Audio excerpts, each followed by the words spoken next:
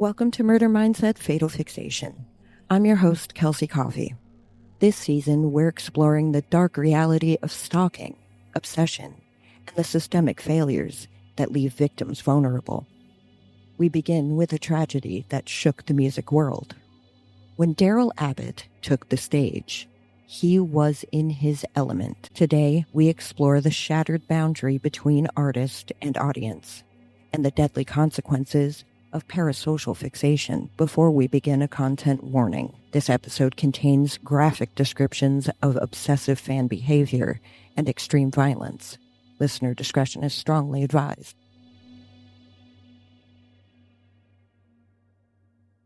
On the night of December 8th, 2004, the Alrosa Villa nightclub on the north side of Columbus, Ohio, looked like countless small rock venues across America.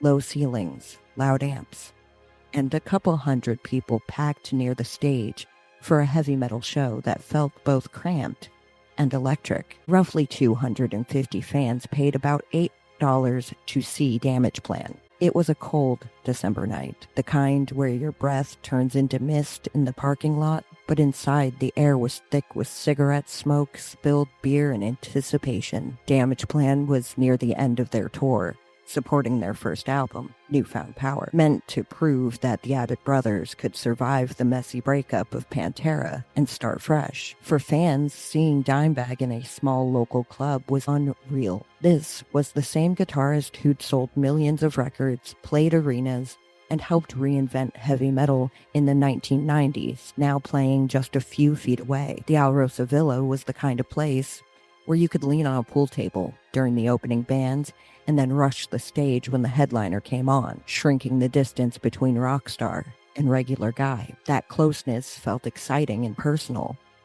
On this night, it also opened the door to real danger. Outside, a young man was waiting with a different kind of energy. Witnesses later remembered a stocky figure in a hockey jersey hanging around near the club, not interested in the local opening acts, and telling someone, "I'm waiting for Damageplan." That man was Nathan Gale, a 25-year-old former Marine from Marysville, Ohio, who had become deeply fixated on Pantera and Dimebag, convinced that the band had stolen his lyrics and even stolen who he was. At the time, a comment like, "waiting for Damageplan" could sound like nothing more than intense fandom. Just another guy excited to see his favorite guitarist. Local bands warmed up the crowd, while Damageplan's crew tuned guitars, checked drums, and set up the stage. Club staff checked IDs, poured drinks, and tried to keep an eye on any rowdy behavior, but no one expected that a fan might be planning a targeted attack on the band.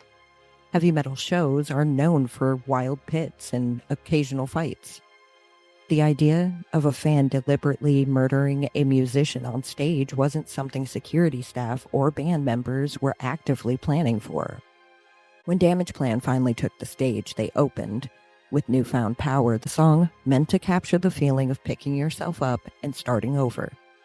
Dimebag's guitar sound was instantly recognizable, loud, flashy, and full of energy, mixing fast solos with chunky riffs that fans felt in their chest.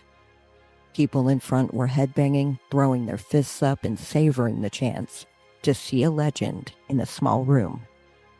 Within roughly 90 seconds of that opening song, the atmosphere would flip from joy to confusion, then fear, and finally, stunned silence. To understand the impact of what happened in Columbus, we have to start with who Darrell Lance Abbott was, not just the guitarist on stage, but the person behind the nickname Dimebag. He was born on August 20th, 1966 in Arlington, Texas, into a family where music was part of everyday life. His father worked as a country music producer, so young Darrell saw studios and recording equipment early on. As a teenager, he fell hard for the guitar, and he spent hours in his room working on riffs, idolizing players like Eddie Van Halen, and slowly crafting a style that combined wild, squealing notes, fast runs, and surprisingly tuneful playing under all the distortion. One of the most important metal acts of the 1990s. On stage, Dimebag was larger than life. He wore his guitar low, whipped his hair around, and played with a blend of precision and pure attitude that fired up crowds all over the world.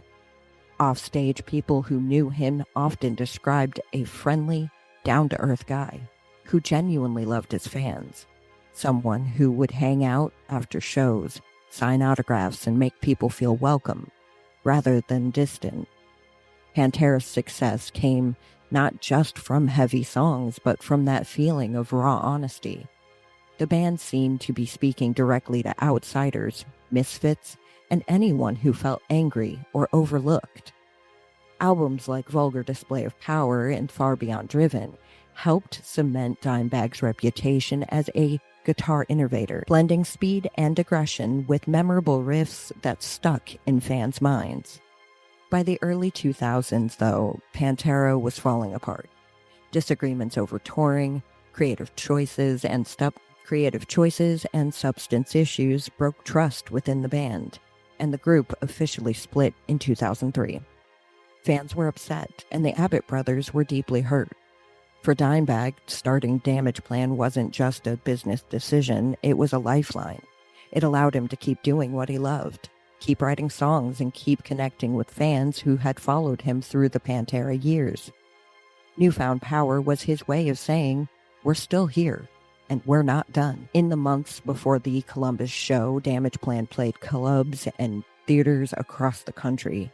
Dimebag leaned into the small venues, enjoying the chance to be close to the audience in a way huge arena shows didn't allow. Fans said he seemed approachable and upbeat, willing to joke around and keep the atmosphere fun, even though he'd been through a painful band breakup. At the Alrosa Villa, he reportedly thanked the owner during soundcheck for bringing them in, remembering that he'd played the same club years earlier with Pantera, when they were still climbing the ladder. He was 38 years old, with decades of music behind him, and more planned ahead. In true crime stories, especially those involving famous people, it's easy for the victim's humanity to get lost behind their status. With Dimebag, fans remember the riffs, the solos, the wild stage presence, but those close to him remember a man who laughed loudly, encouraged younger musicians, and tried to turn professional frustration into new creativity instead of quitting. In Columbus, he walked onto that stage as a working musician on a cold weekday night, simply hoping to give the crowd a great show and close out the tour on a high note. He had no idea that someone in the room had twisted admiration into a deadly obsession. Nathan Gale's connection to Pantera and to Dimebag did not begin with violence.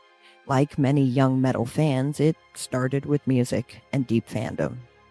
Born in 1979 in Ohio and mostly raised by his mother, Gale grew up as a quiet kid who struggled with behavior, attention, and getting along with others. A probation officer later said Gale had several minor arrests as a teen for things like shoplifting, vandalism, and drug offenses, suggesting that he was acting out in ways that seemed tied to anger and a need for attention. At some point in high school, a friend introduced him to Pantera, and Gale became hooked, especially on their 1992 album, Vulgar Display of Power. He played it constantly and talked about the band in a way that made them feel central to his identity. Then something shifted. Gale began telling classmates that members of Pantera were visiting him at their small Ohio high school, claiming that these famous musicians were coming specifically to see him. At first, some peers might have shrugged this off as bragging or fantasy, but it became clear that he actually believed it. School staff alerted his mother, who confronted him about how unlikely it was that rock stars were secretly dropping by to see one teenager. After that, he stopped talking about the supposed visits, at least where adults could hear. These early stories matter because they show a pattern starting to form. a young man who wanted to feel special and began building fantasy scenarios around a band he loved, crossing from fandom into a confused mix of reality and imagination. After high school, Gale drifted. He didn't have stable work, and he still lived with his mother, while his behavior seemed more off balance.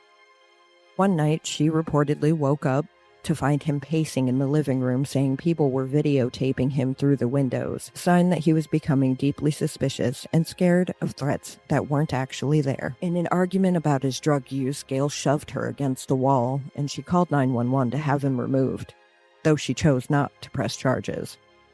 Eventually, she told him he could not live with her any longer, setting a hard limit both out of concern and fear. Through all this, his attachment to Pantera and Dimebag didn't fade. It grew more intense, and his thoughts about the band became more tangled and angry. In February 2002, Gale joined the U.S. Marine Corps, serving at Camp Lejeune in North Carolina. Military service can provide structure and purpose, but it can also add stress, especially for someone already struggling mentally. Gale left the Marines in November 2003, well before his enlistment was supposed to end. His mother later said he was discharged after being diagnosed with paranoid schizophrenia, a serious mental illness that makes it hard to tell what's real, often causing people to hear or believe things that aren't true and become very suspicious of others. She said he came home with medication, but refused to stick with treatment.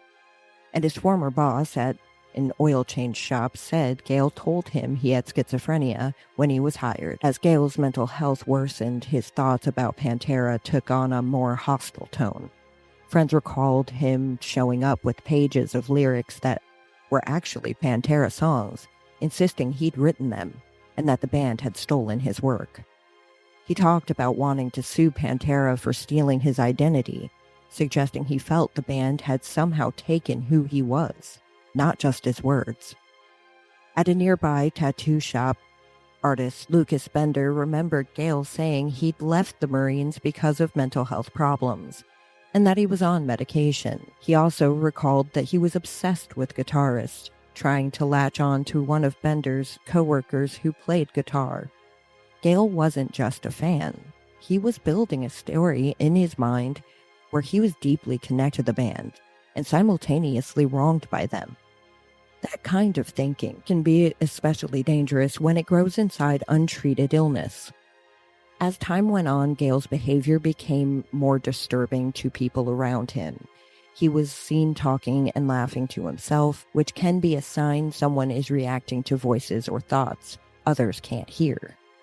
Police stopped him for traffic issues, and he faced small charges like criminal trespassing, skating, or camping where he wasn't allowed, suggesting he was ignoring rules and boundaries more often. Each incident might have seemed minor by itself, but together they painted a picture of someone whose day-to-day behavior was drifting further from what most people would consider normal. In April 2004, Gale reportedly caused a disturbance at a Damage Plan show at Bogart's nightclub in Cincinnati. Witnesses say he jumped onto the stage and tried to get to Dimebag, forcing staff to drag him off. That earlier event is important. It shows that months before the Columbus shooting, his obsession had already crossed a physical line. He wasn't just thinking about the band, he was trying to invade their performance space. Afterward, Gale had court dates in Cincinnati linked to the incident, including one scheduled for December 8, 2004, the same day Damage Plan would later play in Columbus. His life and the band's tour schedule were now moving in the same orbit. At home, Gale's mother said he kept insisting Pantera had stolen his lyrics and tried to steal his identity, and he continued refusing steady treatment for his schizophrenia. Autopsy results would later show that he did not have antipsychotic medication in his system when he died, even though he had been given such drugs at one point, meaning he stopped taking them well before the shooting. Without treatment, his illness likely worsened, and his beliefs about Pantera seemed to harden. In his mind, he wasn't just a fan. They were a part of a personal story where he'd been betrayed and owed something. Gale tried to keep some normal routines. He worked off and on at places like an oil change shop where his boss remembered him mentioning his diagnosis, and he played offensive guard for a semi-pro football team called Lima Thunder, where teammates recalled him riding the bus listening to Pantera on his headphones. From the outside, these activities might look like signs of stability, but the reports of him talking to himself, claiming the band had stolen from him and making unsettling comments, showed that beneath these routines, something was deeply wrong. He lived alone above an empty store in Marysville, physically isolated in a way that can make it easier for unhealthy thoughts to grow without pushback. When investigators later searched his apartment, they found handwritten notes full of dark, strange phrases about taking lives and bringing others down, mixing violent imagery with cryptic language that made sense only within his personal, troubled world. At the local tattoo shop, staff said he showed up so often that look. He talked about God wanting him to hurt certain musicians. Taken together, these signs show an obsession that was no longer just about music. It was feeding into anger, paranoia, and a readiness to act. On December 8, 2004, Damage Plan arrived in Columbus, following their usual tour routine, likely unaware that Gale had a court date in Cincinnati that same day, tied to his earlier disturbance at one of their shows. The band reached the Alrosa Villa in the afternoon, ran their sound check, and according to reports, Dimebag thanked the club owner, remembering he'd played there in the past with Pantera. For the crew, it was one more night of hauling gear, checking lights, and setting up the stage. For fans, it was a chance to see a guitar hero up close in a familiar local venue. Outside, Gale made his presence known. People saw him loitering near the club, bundled in a Columbus Blue Jackets hockey jersey over a sweatshirt, staying in the cold while the opening acts played inside. When another concert goer suggested he go in and watch the local bands, Gale reportedly responded that he didn't want to see any shitty local bands and was waiting only for Damage Plan. That detail matters because it shows how tightly his focus had narrowed. He didn't care about the broader music scene or the night as a whole. He cared about one band, one guitarist, one target. The club manager later said Gale came off at first like an overly excited fan without a ticket, a guy trying too hard to get close to the band. A crew member eventually told him to leave, but Gale didn't simply walk away. Instead, he stayed near the property looking for another way in. As Damage Plan got ready to play around 10:15 p.m., Gale climbed a 6-foot fence on the north side of the club's lot. He slipped through a side door, bypassing the main entrance and standard ticket checks. Witnesses recall him moving fast, but with purpose, walking past the bar and pool tables straight toward the front, near the left side of the stage. The vocalist from one of the opening bands remembered Gale's face as looking furious, like someone heading into battle, not like a fan just trying to get close for fun. Some people saw him approach and for a split second assumed he might stage dive or rush the band in a rowdy way, as people sometimes do at heavy shows. But Gale was carrying a Beretta 9mm handgun, bought for him by his mother before his military diagnosis, and extra ammo. He didn't come to dance or shout along to the songs. In his mind, shaped by years of disturbed thinking, this was his moment to confront the guitarist he believed had wronged him. As Damage Plan kicked into newfound power, the crowd's attention locked on Dimebag. He was near his stack of amps, head down, hair covering his face as he played the opening riff. Less than 2 minutes into the song, Gale reached the stage, pulled out his handgun, and moved directly toward Dimebag. Some witnesses thought they heard him yell something, possibly about Pantera, but the combination of loud music and stage noise made his exact words unclear. What wasn't unclear were the gunshots. Gale fired multiple times at close range, hitting Dimebag in the head and neck and knocking him to the floor almost instantly. At first, many people inside the club didn't realize what was happening. Some thought a speaker had blown or fireworks had been set off as part of the show. The club manager kept pouring drinks, unaware that real bullets were being fired. A few fans even cheered for a moment, thinking this was some kind of planned stunt. Within seconds, though, the illusion was shattered, as people saw Dimebag collapse, saw blood, and saw Gale still firing at people on and near the stage. Damage Plan's head of security, Jeff Thompson, rushed Gale and tackled him, trying to stop the attack. Gale shot Thompson during the struggle, killing him as he tried to protect the band. Aaron Helk, a club employee who helped with security, also moved toward the shooter to help, and he too was fatally shot while trying to intervene. In the crowd, fan Nathan Bray jumped on stage to try to perform CPR on Dimebag and Thompson, trying to save lives instead of running away. Gale shot him as well. Bray became the fourth person killed in just a few minutes. Damage Plan drum technician John Brooks lunged for the gun and was shot 3 times, but survived, injured while trying to physically stop Gale. The tour manager was hit as he tried to keep Gale from getting fully onto the stage, and a road crew member was grazed by a bullet when he confronted the shooter, at first not realizing he'd been shot. Gale fired at least 15 rounds and stopped once to reload. During most of the shooting, he stayed quiet, focusing on his targets rather than shouting or ranting. Within those brief minutes, Alrosa Villa changed from a concert space into a deadly scene. Fans scrambled for exits, dove under tables, and dropped to the floor, while a few people moved toward the wounded, driven by an instinct to help despite the ongoing danger. A registered nurse in the audience ran to Dimebag and tried chest compressions, pleading with him to hold on until paramedics could arrive. When medics finally got to the stage, Dimebag had suffered multiple head wounds and was pronounced dead at the scene.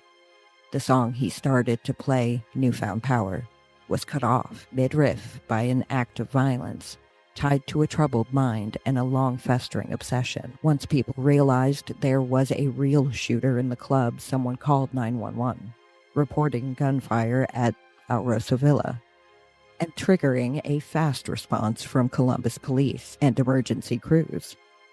Officer James Negemeyer was nearby and reached the club quickly, going in through a rear door rather than waiting for other units to arrive. Inside, he found a chaotic scene.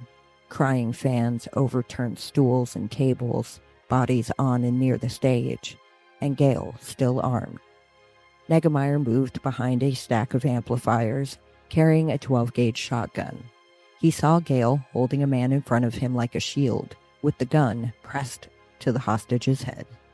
Gale started to move toward the back of the club, still armed and clearly capable of killing the hostage or shooting more people. From about 20 feet away, Negemeyer fired once, hitting Gale in the head and killing him instantly. That Gale still had a half-full magazine in his gun and about 30 more rounds on him when he died, meaning he had the means to continue shooting. Outside paramedics treated wounded victims and rushed several to local hospitals. The tour manager and John Brooks received emergency care for their injuries, while other wounded concert-goers were evaluated and treated. In the parking lot, fans and staff huddled together, crying and staring at the building now marked off as a crime scene. News crews captured images of police stringing up tape, crime scene vans arriving, and medics working in the cold night air. Emotionally, the impact was immediate. Some people said they felt like they had stepped into a war zone rather than a concert, with the sound of gunfire echoing in their minds. Vinnie Paul reportedly ended up on the Damage Plan tour bus after the attack, crawling into his brother's bunk and breaking down, overwhelmed by the sudden, brutal loss. Members of the opening bands struggled to process how a dream gig, playing with a hero, turned into the worst night of their lives. Within hours, word spread across the country and beyond. Fans woke up to multiple phone calls and messages asking if it were true. Had Dimebag really been shot and killed on stage? In Ohio, as details came into focus, the picture was grim. 4 people killed: Dimebag, Thompson, Helk, and Bray, and several others injured in what quickly became known as the Columbus nightclub shooting. For the metal community, it was not just the loss of a beloved guitarist. It was the shattering of the assumed safety between performers in the crowd.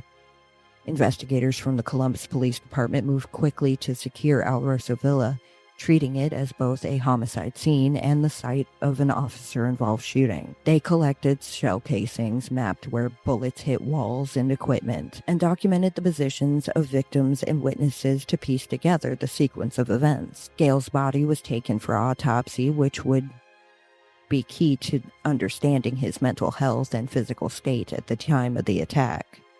Detectives interviewed band members, crew, club employees, and fans, especially those who were close to the stage when Gale started shooting. Their stories helped build a timeline. Gale climbing the fence, slipping through a side door, moving to the left of the stage, firing at Dimebag first, then shooting those who tried to intervene, and finally being killed by Officer Negemeyer. Some witnesses said they thought they heard Gale blame Dimebag for Pantera's breakup, shouting something about the band, but police later said there wasn't enough consistent evidence to be sure exactly what he said. That uncertainty meant investigators could describe what Gale did, but not fully pin down his spoken words at the moment of the attack. Journalists and researchers began digging into Gale's past.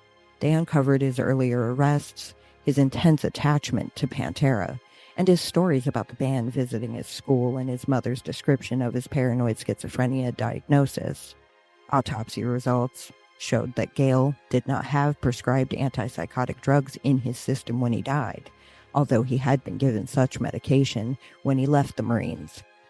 Investigators searching his apartment found handwritten notes full of dark, threatening phrases about taking lives and bringing others down, reinforcing the sense that his thoughts had turned violent long before the shooting. Police also traced the gun. Gale's mother told reporters she had bought him the 9mm handgun before learning about his diagnosis, proud of his service and thinking a firearm fit that identity. After the shooting, she expressed deep regret, saying she would never forgive herself for buying the weapon that he eventually used. Investigators noted that Gale came to the club with extra ammunition and fired 15 shots, pausing to reload once. Clear signs that this wasn't a spur-of-the-moment act, but something he'd prepare for. When police and reporters tried to answer the big question, why did he do it? They met a wall. Gale's obsession with Pantera, his anger over the band's breakup, his belief that lyrics had been stolen from him, his refusal to treat his illness, and his isolation all played a role. But the only person who truly knew how he connected those pieces in his own mind was Gale himself, and he was dead. Law enforcement concluded that while they could outline factors and patterns, they might never know what Gale thought as he pulled the trigger that night. Looking at this case in everyday terms, we're dealing with 3 main elements: a serious mental illness, one-sided relationship with a famous band that went far beyond normal fandom, and a growing anger that eventually turned into violence. Paranoid schizophrenia, the illness Gale was said to have, is a mental health condition where people can lose track of what's real. They may hear voices or believe things that aren't true, and become extremely suspicious of other people, sometimes thinking that strangers or public figures are secretly targeting them or communicating with them. In Gale's case, he claimed Pantera visited him at school, believed the band stole his lyrics, and said they were trying to take his identity. All of that points to a fantasy world built around the band, in which he felt both special and deeply wrong. When someone with an illness like this stops treatment, their symptoms often get worse. Gale's mother said he refused to keep taking his medication after leaving the Marines, and the autopsy showed no sign of those drugs in his body. Friends and acquaintances saw him talking to himself, claiming he'd written Pantera's songs, and even saying God wanted him to hurt other musicians. To him, these beliefs weren't just odd, they became the backbone of his reality. His relationship to Pantera and Dimebag also wasn't like usual fandom. Most fans know there is a line between themselves and the musicians they love. They might feel emotionally connected to the songs, but they don't think they're secretly part of the band or that the band owes them something personal. Gale crossed that line. He saw himself as a co-creator and then as a victim, convinced the band had taken his work and its identity. When Pantera broke up and Dimebag moved on to Damage Plan, that change seems to have fed his belief that something serious and unfair had happened, with Dimebag at the center. Experts who study attacks like this often talk about a pathway from anger to violence. First, there's a grievance or a hurt, then repeated thoughts about it, then planning, and finally action. In Gale's story, we see that pattern.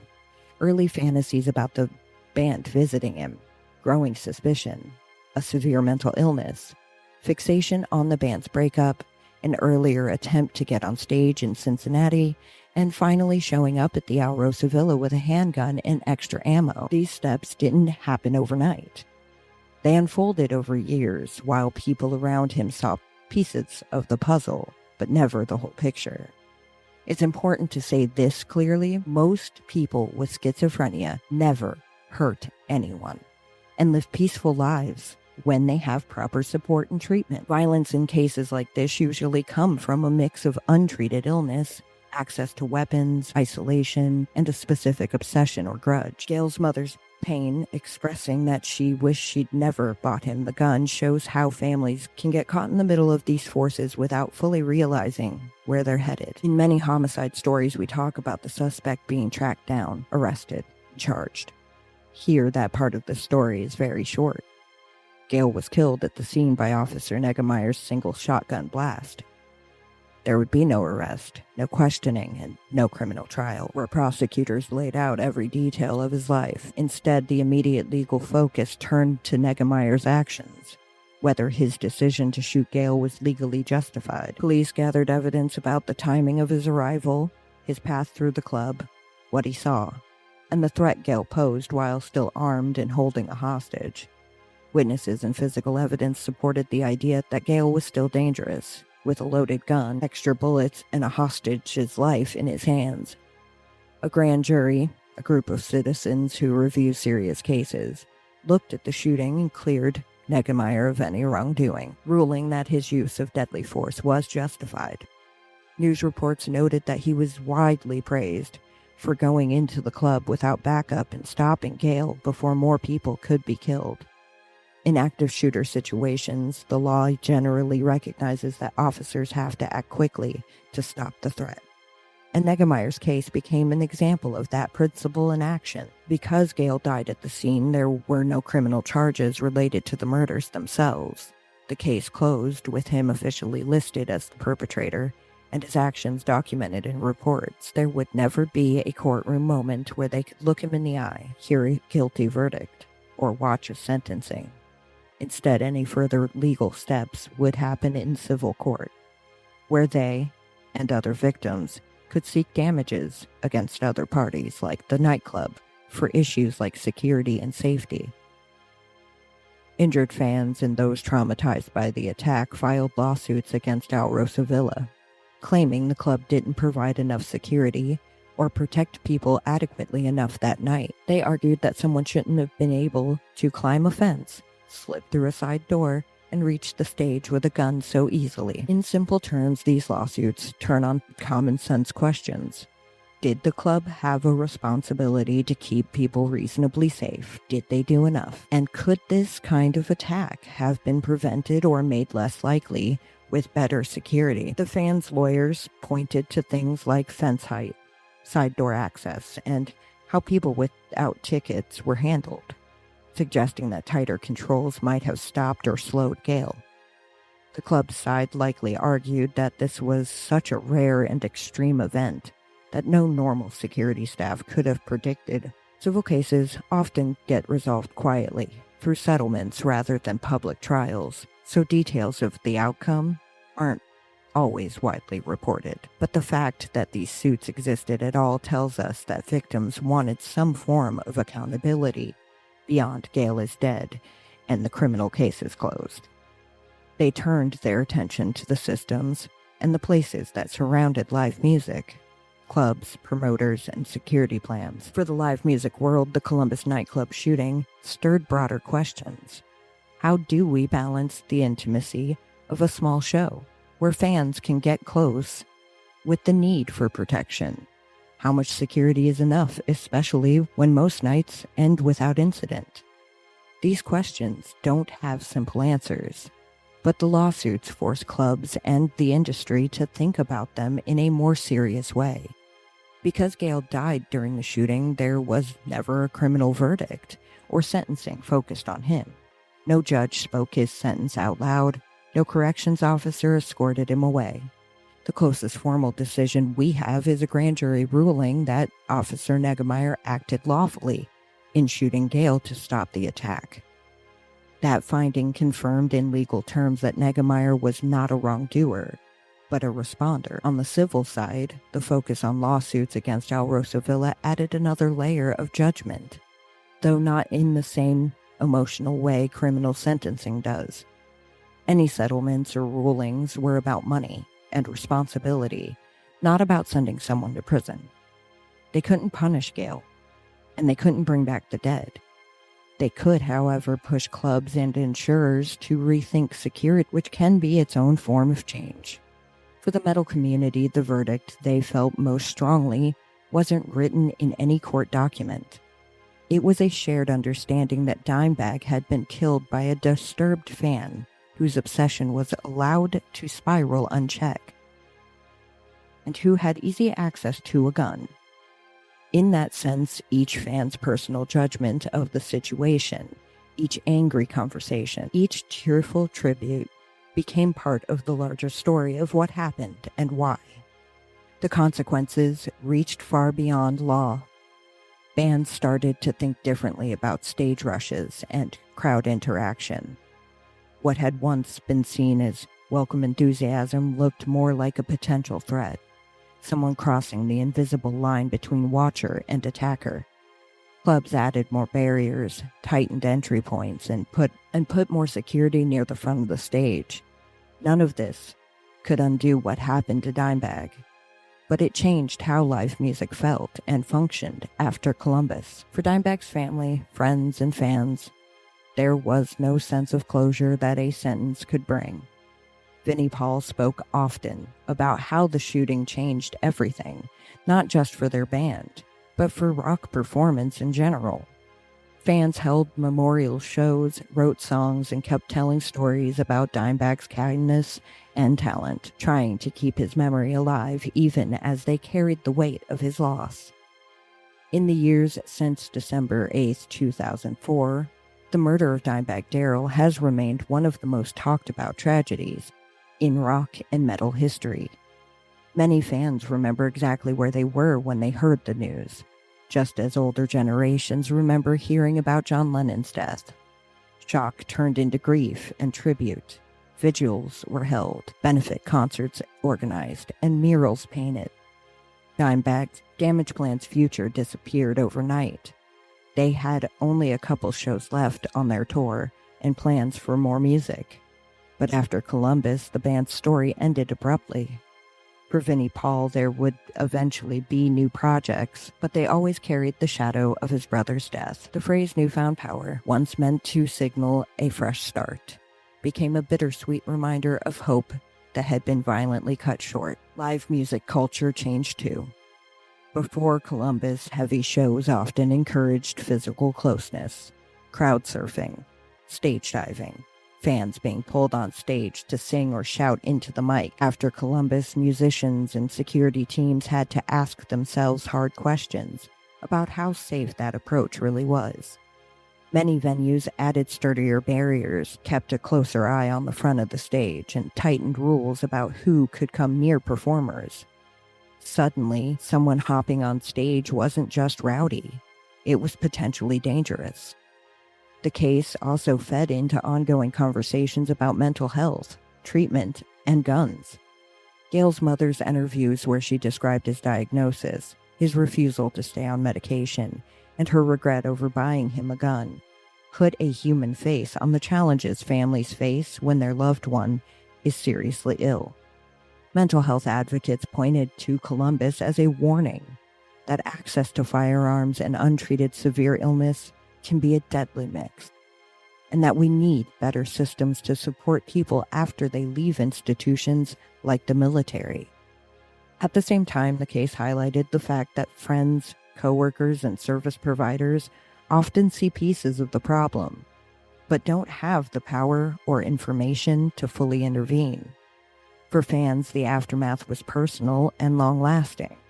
Dimebag's guitar work had been the soundtrack to many people's teenage years, parties, and private moments. Guitarists who learned his solos kept playing them, now as tributes. New listeners discovered Pantera and Damage Plan after his death, hearing the music through the lens of what happened in Columbus. Every time someone watches an old performance or hears those riffs, they're reminded of what was taken that night, both from one man and from the community that loved him. When we look at the murder of Dimebag Darrell as a fatal fixation case, one truth stands out clearly. Obsession usually doesn't look dangerous at first. It often looks like passion. Gail began as an ordinary fan, a young man who loved a band so much that he talked about them constantly, played them on repeat, and built parts of his identity around their music. At first, that might not have seemed unusual. Fandom often runs deep. But over time, his behavior went far beyond normal devotion. He claimed the band visited him at school, insisted he'd written their songs, believed they'd stolen his identity. Talked to himself regularly, told people God wanted him to hurt other musicians, refused to treat a serious illness, and had already jumped on stage at a Damage Plan show months earlier. Those aren't just superfan behaviors. They're serious warning signs. One important lesson from this case is how easily warning signs end up scattered. Gail's mother knew about his diagnosis and his refusal to keep taking medication. His boss knew, he said, he'd had schizophrenia. Friends knew he believed Pantera stole his work. A tattoo artist heard him talk about hurting musicians. A nightclub in Cincinnati had already seen him jump on stage and disrupt a show. Each person saw part of the problem, but no one saw it all. Without a way to connect those dots, danger can grow in the gaps. Another lesson lies in understanding the line between admiration and entitlement. Healthy fandom respects boundaries. You can love a band, feel their songs speak to you, even feel that they saved your life, but you still recognize that they don't owe you personal involvement. Gail crossed that line when he decided he was essentially part of Pantera, that he'd wrote their songs, and that they stole from him. When admiration turns into a belief that you own a piece of someone else's work or life, and you feel deeply wronged when reality doesn't match your story, that's a serious red flag, especially when other signs of mental instability are present. For venues and bands, Columbus underscored how important clear boundaries and safety plans are, even in small clubs. It showed that security isn't just about breaking up fights or stopping people from sneaking in for free. It's also about controlling access to the stage, watching side entrances, and taking unusual behavior seriously. Musicians want to connect with fans, but that connection has to happen within limits that protect both sides. Solid barrier or a firm no to someone trying to get too close is not an insult. It's a safety measure. Finally, the case is a sober reminder about mental health. Gail's story is partly a story of missed chances, opportunities for treatment that weren't taken, fragmented information that didn't reach one place, and a young man slipping through cracks in the system. Families dealing with severe mental illness need support, guidance, and sometimes tools that allow them to act when a loved one refuses, shows clear danger signs. And as we talk about cases like this, we have to balance awareness with compassion. Most people with schizophrenia never commit violence, and we must avoid painting all of them with the same brush. The murder of Dimebag Darrell is a tragedy rooted in a twisted mindset, but it also gives us a chance to talk honestly about obsession, boundaries, and the moments when concern needs to turn into action. Recognizing warning signs isn't about living in fear. It's about giving ourselves and the people we care about the best chance at safety. There's one thing that stands out in cases like this. Obsession doesn't start out looking dangerous. Sometimes it feels like love, like dedication. But when fixation takes over, when control matters more than respect, that's when it turns deadly. For Dimebag Darrell, the danger wasn't a rival or a hater. It was a fan who believed the stage was an invitation, a man who convinced himself that proximity to greatness meant ownership of the person behind the guitar. In the end, applause turned to gunfire, and a legend was silenced by the very admiration that once fueled him. Investigators can piece together what went wrong, but for the victims and their families, the loss is permanent. It's a reminder to recognize the warning sign and to respect boundaries for what they are: protection. Until next time, I'm Kelsey Coffey reminding you to lock your doors, bolt your windows, and never underestimate the dangers hiding in plain sight. Next week on Murder Mindset, Fatal Fixation, we travel to Hollywood to examine the case of Rebecca Schaefer. We will explore how a bright, rising star became the target of a fatal fixation, and what critical legal shifts were born from her tragic, preventable death.